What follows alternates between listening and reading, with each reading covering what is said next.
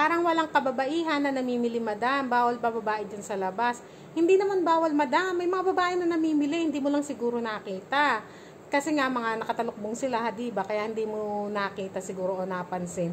Pero kadalasan talaga pag sa palengke, yung mga karnihan, gulay, ganyan, kadalasan talaga mga lalaki ang namimili dyan. Ang mga babae, kadalasan sila pagka shopping ng damit, ganyan, mga tsinela, sapatos, saka grocery, pagpupuntang grocery, ayan, mga kadalasan niya babae. Pero sa palengke, sa mga gulayan, karnihan, may mga babae din. Hindi mo lang siguro napansin. Kasi nga, kadalasan mo nakita mga lalaki. Kasi nga, mga tindero rin, mga lalaki, sa mga palengke, ganyan, mga lalaki. Madalang ako makakita ng babae. Nakakita ko dati, mga babae, magkatabi sila. Yung parang ang tinda lang nila, yung hindi sila nakapwesto sa palengke talaga, yung nakatumpok-tumpok lang ba, ganun lang, nasa gilid lang sila. Yun, nakakita ko ng babaeng nagtitinda. Tapos, kunwari sa may mga tinda na sa palengke, may tindahan ng mga panloob na damit. Ayun, doon, mga babae din na nagtitinda. Tapos, minsan sa mga mall, ayan, may mga babae din. O, sa mga fast food, may mga babae din. Marami na nga ngayon mga babae ditong nagtitinda. Hindi na lang puro lalaki, pero kadalasan talaga palengke. Talagang mga lalaki dyan sa palengke.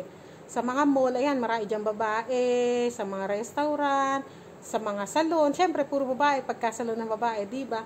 Hindi naman bawal dito lumabas ang babae sa totoo lang. Siguro kasi pag ganito, kunwari bata-bata pa yung babae bagong kasal, ano? Bata-bata pa, ayan, kadalasan dito nakikita ko hindi hinahayaang lumabas mag-isa. Kadalasan yan may kasama, biyanan, o kaya kapatid ng asawa, o kaya asawa, ganyan. O kaya anak, dapat talaga may kasama kahit isa, ganyan. Siguro kasi nga ganun nila iniingatan yung mga babae dito, ayaw nilang mapahamak. O ayaw nilang mabasto sa labas, ganun. Kaya iniingatan talaga nila. Pero yung, kunwari, may edad ka na, ano, marami ko nakita rito, yung mga may edad, ayun, palabas-labas sila dyan. Palakad-lakad sila dyan. Punta sila sa, punta sa kabilang bahay, punta dito, punta doon, o punta sa kameretesan, ganun. Pagka may edad na, siyempre, hindi naman na siguro babastusin yung matanda, diba?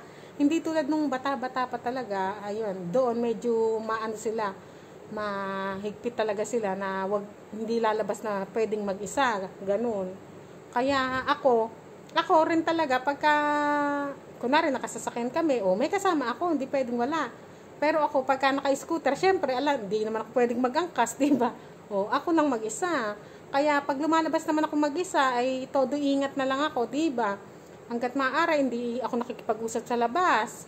Kahit minsan nga, may kumakausap sa akin, parang hindi ko pinapansin eh. Basta, di baling hayaman sila. Isipin nilang suplada ka.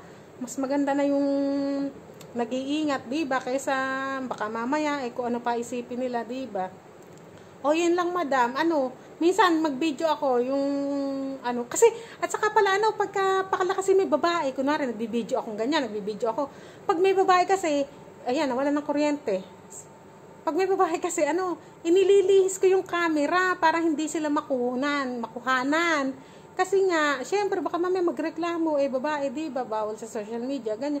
Kaya, hindi nyo pala masyado nakikita yung mga babae. Kasi nga, hanggat maaari, pag nagbibideo ako, pagka nakita ko, ay, babae, iniaalis ko yung camera, o kaya pinapatay ko. Kasi nga, mapapansin ko rin na ilang sila sa camera, kaya kaysa mamaya baka lapitan pa ako, sabihin, burahin, di ba? O, mas maganda na yung ako na mismo talaga umiilag sa kanila sa camera. O, yun lamang, madam, ha? Hindi bawal dito. Sa mga ibang video ko, ay marami rin nahahagip minsan na babae. Kung lagi ka nanonood, makikita mo. Yun lamang, madam. Salamat sa iyong laging panonood. Babu!